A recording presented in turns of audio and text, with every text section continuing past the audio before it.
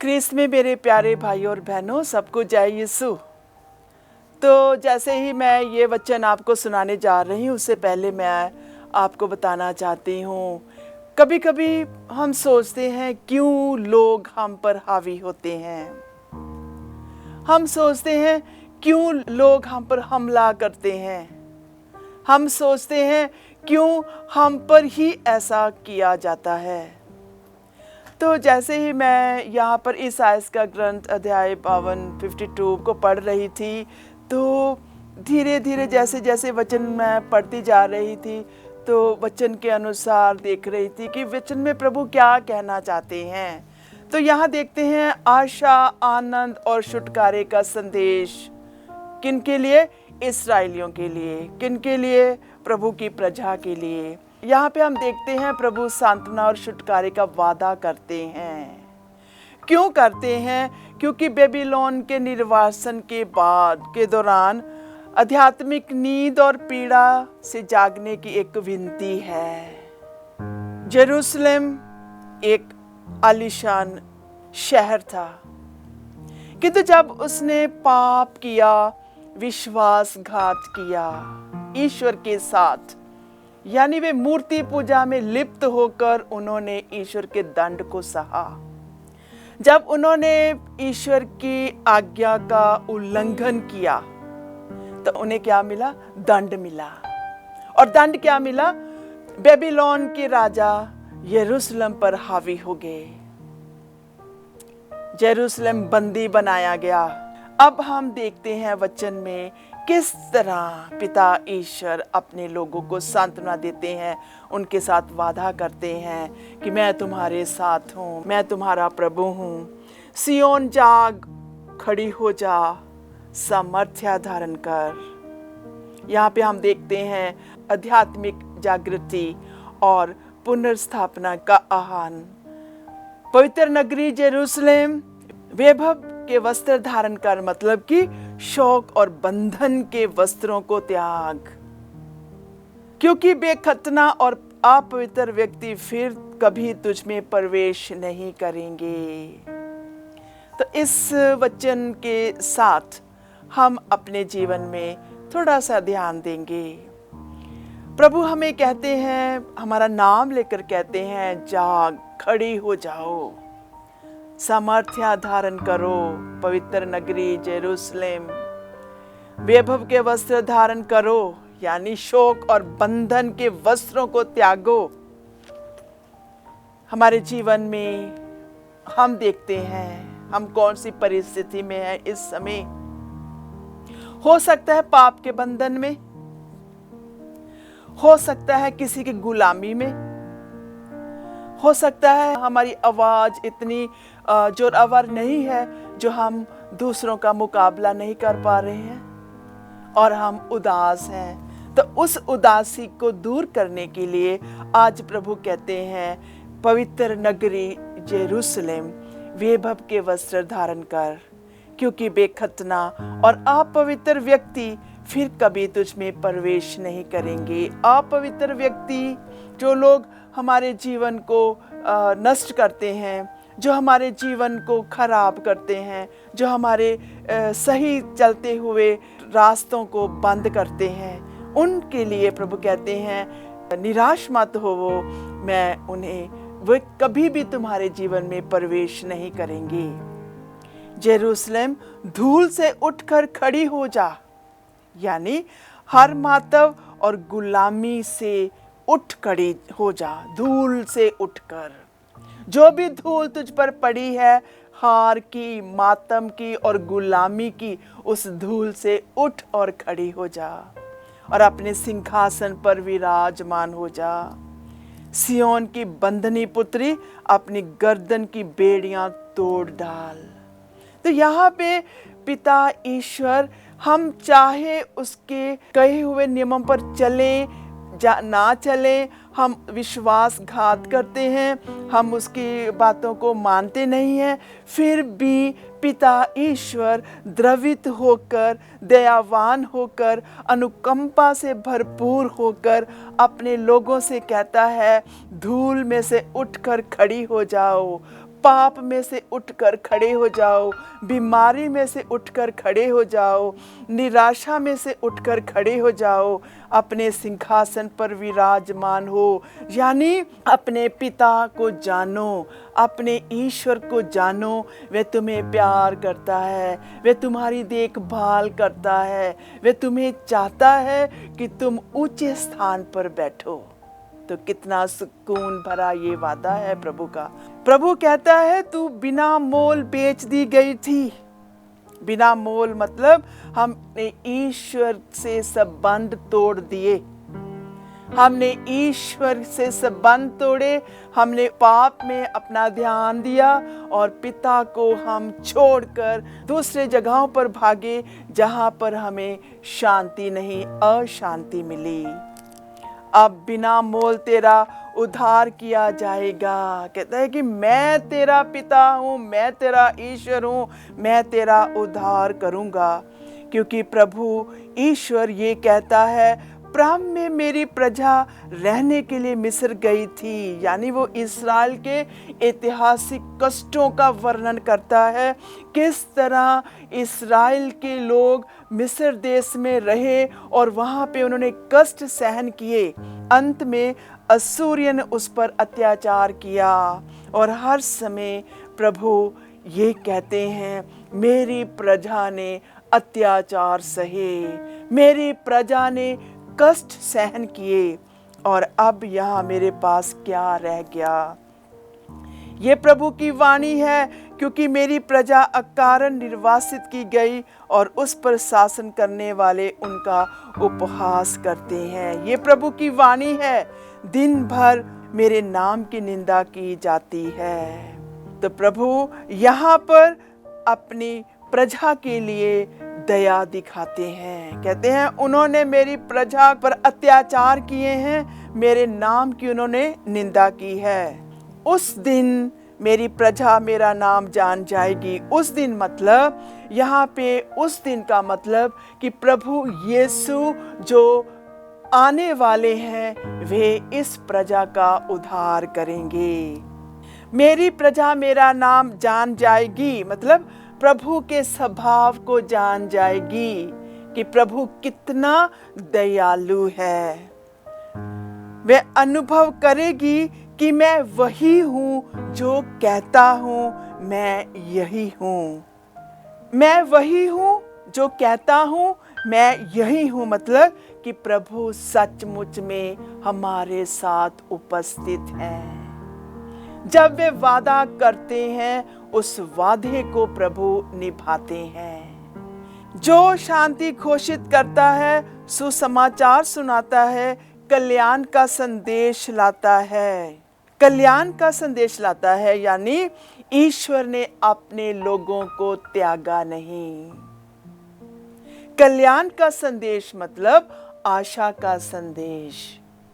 कल्याण का संदेश मतलब उठो जागो, मैं तुम्हारे साथ हूँ, मैं वही हूँ जो कहता हूँ मैं यही हूँ, मैं उपस्थित हूँ, मैं तुमसे कहीं भी भागा नहीं हूँ, मैं हमेशा तुम्हारे साथ रहता हूँ। और सियोन से कहता है तेरा ईश्वर राज्य करता है, तेरा ईश्वर का राज्य सदा सर्वदा स्थापित है, जीवित है, अनंत जीवन देने वाला है। इस प्रकार शुभ संदेश सुनाने वाले के चरण पर्वतों पर कितने रमणीय हैं। कहते हैं जो इस वचन को पढ़कर सुनाता है, इस वचन को मेरे लोगों तक पहुंचाता है, उनके चरण कितने रमणीय हैं। तो आओ आज हम भी थोड़ा डिसीजन ले अपने जीवन में कि कम से कम हम वचन पढ़ेंगे और जब हम वचन पढ़ेंगे तो हम जानेंगे वचन हमें क्या कहता है और जब हम वचन दूसरों को सुनाते हैं तो हम धन्य कहलाते हैं। कहते हैं इस प्रकार शुभ संदेश सुनाने वाले के चरण पर्वतों पर कितने रमणीय हैं। जेरूशलम तेरे पहरेदार एक साथ ऊंचे स्वर से आनंद के गीत गाते हैं। वे अपनी आंखों से देख रहे हैं कि प्रभु ईश्वर सियोन की ओर वापस आ रहा है। कहते कि जब हम प्रभु के वचन सुनाते हैं, वे पहरेदार एक ऊंचे स्वर से आनंद के गीत गाते हैं, वे अपनी आंखों से देखते हैं कि प्रभु सियोन की ओर वापस आ रहा है। वापस आ रहा है मतलब उसने अपनी प्रजा की हालत को देख लिया है। उनकी हालत जो है वो बहुत ही गंभीर है। वे बीमार हैं, वे उनको कोई रास्ता दिख नहीं रहा है। उस प्रजा को बचाने के लिए वो फिर से आ रहा है। जेरूशलेम के खंडहर यानी उजाड़ स्थान आनंद विभोर होकर जय जयकार करो। जब दुश्मन हमारे शरीर पर या हमारे राज्य पर हमला करता है तो हम खंडहर यानी उजाड़ बन जाते हैं। अभी प्रभु कहते हैं आनंद विभोर होकर जय जयकार करो। प्रभु ईश्वर अपनी प्रजा को सांत्वना देता है और जेरूशलेम का उद्धार करता है। तो आज प्रभु हमारे जीवन में आ रहा है। आज प्रभु ने हमारी हालातों को देख लिया है कि हम इस समय किस हालात में हैं। आओ हम अपनी गंभीर हालातों को प्रभु के सामने रखें और दिल खोलकर अपनी हर बात को, हर कष्ट को प्रभु को बताएं और प्रभु हमें चंगा करेगा। प्रभु हमें मरहम पट्टी लगाएगा और हमारे घावों को चंगा करेगा।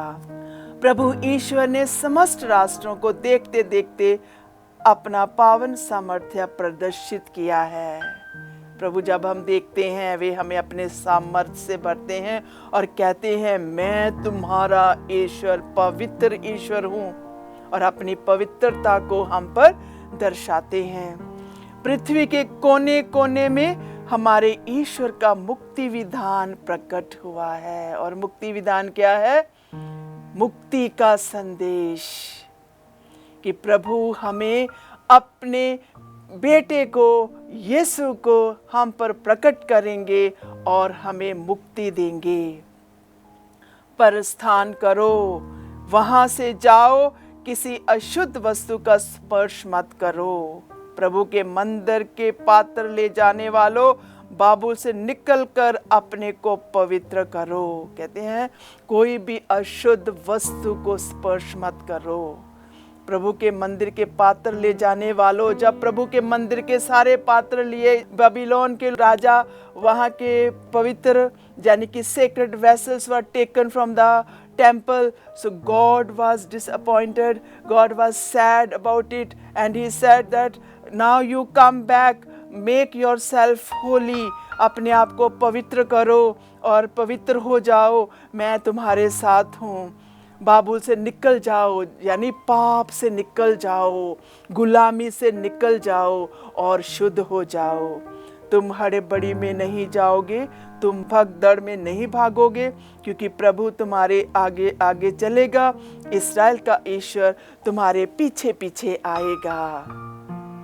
तो प्रभु हमारे आगे आगे चलेगा। आज के वचन से हमें यही सीख मिलती है कि ईश्वर पवित्र है, चाहे हम कितने भी पापी क्यों ना हो, कितनी भी बुरी हालत में क्यों ना हो, वे हमारे आगे आगे चलता है और हमारे इर्द गिर्द चलता है और हमें संभालता है।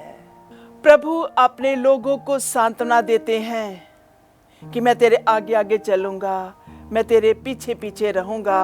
और वे फिर कहते हैं देखो मेरा सेवक फलेगा फूलेगा, वे मेहमानवित किया जाएगा और अत्यंत महान होगा। जब हम अपने जीवन में कष्ट सहते हैं और प्रभु क्या करते हैं, हमारे लिए मुक्तिदाता निर्धारित करते हैं, और वो मुक्तिदाता हमारे लिए क्या करेगा, कष्ट सहेगा और फलेगा फूलेगा। उसकी आकृति इतनी विरूपित की गई थी कि वे मनुष्य नहीं जान पड़ता था, लोग देखकर दंग रह गए थे। उसकी और बहुत सी राष्ट्र आश्चर्यचकित होकर देखेंगे और उसके सामने राजा मौन रहेंगे, क्योंकि उनके सामने एक अपूर्व दृश्य प्रकट होगा और जो बात कभी सुनने में नहीं आई वे उसे अपनी आंखों से देखेंगे। तो यहाँ पे हम देखते हैं पिता ईश्वर अपने दिल के भावों को अपने लोगों पर प्रकट करता है और वह अपने बेटे के बारे में बताता है कि किस तरह उसका रूप होगा, किस तरह वह दुनिया को बचाएगा। कहते हैं किसने हमारे संदेश पर विश्वास किया, प्रभु का सामर्थ्य किस पर प्रकट हुआ। वे हमारे सामने एक छोटे से पौधे की तरह है, सूखी भूमि की जड़ की तरह बड़ा। हमने उसे देखा था, उसमें ना तो सुंदरता थी, ना तेज, ना कोई आकर्षण ही। वह मनुष्य द्वारा निंदित तथा तिरस्कृत था, शोक का मारा और अत्यंत दुखी था। लोग जिन्हें देखकर मुंह फेर लेते हैं, उनकी तरह ही वह तिरस्कृत और तुच्छ समझा जाता था, परंतु वह हमारे ही रोगों को अपने ऊपर लेता था और हमारे दुखों से लदा हुआ था। हम उसे दंडित, ईश्वर का मारा हुआ और तिरस्कृत समझते थे। हमारे पापों के कारण वह छेदित किया गया, हमारे कुकर्मों के कारण वह कुचल दिया गया। जो दंड वह भोगता है उसके द्वारा हमें शांति मिली और उसके घावों द्वारा हम भले चंगे हो गए। जब हम अपनी हालत देखते हैं, हमारी हालत गंभीर, फिर जब हम प्रभु के पास आते हैं तो हम उत्साहित, उज्जवल हो जाते हैं। जब हम प्रभु के जीवन को देखते हैं तो हमें शांति और आनंद मिलता है कि प्रभु ने हमें पाप के अंधकार से दूर किया और अपने जीवन में अपने दुख सहन किए। उन्हें बहुत सारा उन्हें छेदित किया गया, उनको कुचल दिया गया। हम अपना अपना रास्ता पकड़कर भेड़ों की तरह भटक रहे थे। उसी पर प्रभु ने हम सबों के पापों का भार डाला। कहते जब हम पाप में थे तो उस समय क्या है, पिता ईश्वर ने हम सबके पापों का भार अपने पुत्र यीशु पर दे दिया। वे अपने पर किए हुए अत्याचार धैर्य से सहता और चुप रहा, वध के लिए ले जाने वाले मेमने की तरह और ऊन कुतरने वाले के सामने चुप रहने वाली भेड़ की तरह उसने अपना मुंह नहीं खोला। तो आज हमें प्रभु यीशु के समान अपने जीवन में सुधार लाना है। प्रभु यीशु के समान दूसरों को प्यार करना है। प्रभु यीशु के समान अपने पाप वाले जीवन को खत्म करके पवित्रता का जीवन जीना है।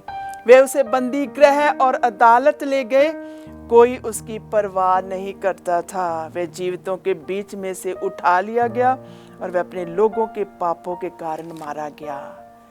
यद्यपि कोई अन्याय नहीं किया था, प्रभु ने कोई भी अन्याय नहीं किया था, उसके मुंह से कभी छल कपट की बात नहीं निकली, फिर भी उसकी कब्र विधर्मियों के बीच बनाई गई, वह धनियों के साथ दफनाया गया।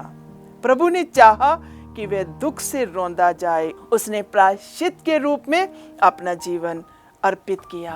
तो आज प्रभु हमसे हमारे दिल की गहराइयों से हमें बात करना चाहते हैं कि किस तरह इस्राएली मिस्र देश में दुख सहते हैं और किस तरह पिता ईश्वर मूसा नबी को तैयार करता है। और आज के दिन में जब हम पाप की लहरों में डूबे हुए थे तो पिता ईश्वर अपने पुत्र यीशु को तैयार करता है और हमें पापों से आजाद करता है। प्रभु ने चाहा कि वह दुख से रौंदा जाए, उसने अपने पुत्र यीशु को दुख से रौंद दिया, किंतु फिर भी उसने अपना मुंह नहीं खोला। वह चुपचाप उस महान बलि के लिए तैयार हो गया ताकि वह हमेशा के लिए हमें जीवन दे सके। आओ हम प्रार्थना करें। हे पिता ईश्वर, आज के इन सुंदर वचनों के लिए हम तेरा धन्यवाद करते हैं। हम अपने बोझ को लेकर तेरे पास आते हैं, हम अपने पापों को लेकर तेरे पास आते हैं, हमारे जीवन को पवित्र कर प्रभु। हम पाप में फंस जाते हैं, हम तेरी आज्ञा की उल्लंघना करते हैं प्रभु। जिस तरह तूने इस्राएलियों को सांत्वना दी, उन्हें जागृत किया, उनके बंधनों से छुटकारा दिया, आज हमें भी प्रभु जागृत कर, हौसला दे, ताकि हम पाप की जिंदगी को छोड़कर तुझे प्यार कर सकें और तेरे पुत्र यीशु को अपनाकर उसके दुखों पर मनन चिंतन कर कर अपने आप को पवित्र कर सकें। ये प्रार्थना करते हैं प्रभु यीशु के नाम से, आमीन।